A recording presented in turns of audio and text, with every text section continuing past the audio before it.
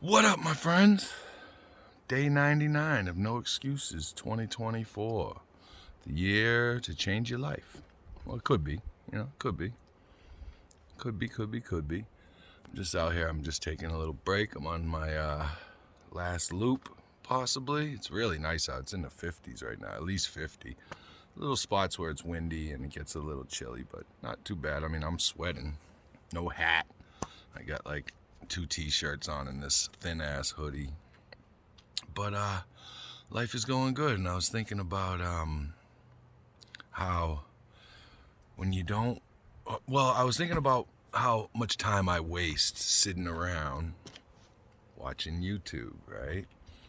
And and I know it's kind of ironic because I post videos and stuff, and I want people to watch my stuff, right? But I lose interest so quickly nowadays. I mean, even television, movies, mainstream media in general, like I'm talking like Hollywood and the news, because that's just, Hollywood East and Hollywood for ugly people, just like politics. But yeah, when you shut it down, because I don't watch commercial television, like, don't get me wrong, I have all the fucking streaming apps and YouTube and Rumbles and Twitter and all that stuff and Facebook, all that. Plus I have, Netflix, Hulu, freaking all the other ones, Disney, Apple, because, and I'll switch some on and off as I go along because you run out of shit to watch. And even, like, there's all kinds of new stuff on there, and I'll watch the trailer or start the movie or the show, and it's just garbage. It's garbage. It's like, instead of just having a really good story with really good character build up and, maybe some suspense and intrigue or whatever it is, comedy, a mixture of all of it, drama, like it seems like they're pushing some kind of bullshit all the time, and it's blazingly obvious a lot of times. But and the same thing with the news. The news is I'm a big consumer of like world politics and national politics. It's like a curse. It's almost like an affliction that I give a fuck, and it's hard to keep giving a fuck when, because they're still talking about the same stuff. Even the non-mainstream people, the independent media people that I watch, most of them are comedians who are commenting on the news, and they're more informative, a lot of them. But like, they keep talking about the same stuff, and I say it a lot in these videos about how, you see people complaining about the same thing day in and day out, year in and year out, month in, and no forward motion on it. And, we're still talking about COVID and the lockdowns, and I'm not saying that we shouldn't be, but nothing happens to anybody, who was of any kind of in charge or, authority. Like nothing happens. I mean, they all, you look at our military, right? You see them on the news, and, Eisenhower had like 2 little medals, badges aside, 3 bars across the thing. And you see these generals nowadays after Afghanistan and Iraq, all those debacles and many others, and they got full rack. They look like Gaddafi. Remember, everybody used to make fun of Gaddafi because of his like crazy military looking outfits with all the gold and the medals and all, and we still do it. The media does it still in North Korea and things like that. And I mean, what are these things for? Are they for like type in, like in I'm gonna get you sucker, when the guy's like, well, this one's for type in and this one's for like, balloon animals. It's crazy. Like, all these people are rewarded for being less than mediocre, it seems like. They're like, well, I checked off this box, this box, this box. So it doesn't matter if they win or lose, right? It doesn't matter, because they're never going to pay the price for it, because they've checked off all the boxes. And like, when you cut out commercial television and mainstream media and mainstream movies for the most part, like, and then you try to go back to it, it's like the wool was removed from your eyes. And then like NPR, I used to love NPR. Love it. I mean, even like this, the alleged non-news, non-agenda stories, right? But now when I listen to it, I'm like, oh my God, how can they blatantly fucking lie? Because I research and watch a lot of content about news and geopolitical stuff, and politics, economics, world affairs, all, war stuff, all kinds of crazy shit, technology, business. And like, I'll be like, that's not the whole story, if any of it's true at all, and and it's all run by what I call CIA Inc., right? Which is all these big investment firms, and they're like the octopus, right? They got the head. Nobody knows exactly who is the head, right? But in all the tentacles, they know, whoever the elites are, right? These management, investment management companies, the big ones, BlackRock, Vanguard Group, State Street, what's that, TR Price or whatever it is, there's a bunch of them. Anyway. And what people don't understand is all the tentacles that go down, right? Just like an octopus, but with like thousands of tentacles. And nobody more like a Cthulhu, and nobody knows at the tips of these tentacles that they're being played by the fucking head, right? Just like an octopus. They say its brain goes all the way through its tentacles and all that stuff, right? They think that they're part of the brains of the operation, all these tentacle workers, And so it's really hard to, long story longer.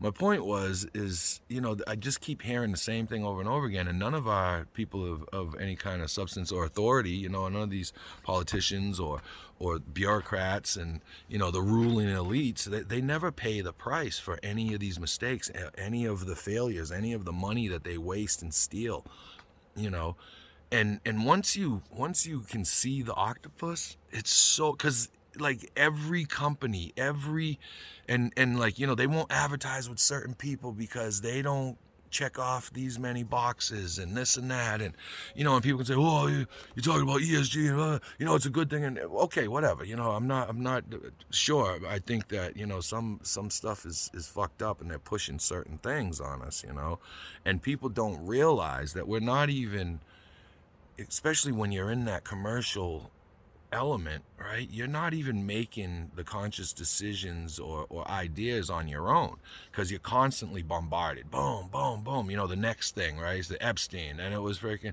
Now we got the bridge. Then we got Chinese balloon, and Ukraine. Now we got Israel, Hamas, Hezbollah, Iran, China, Taiwan, earthquakes.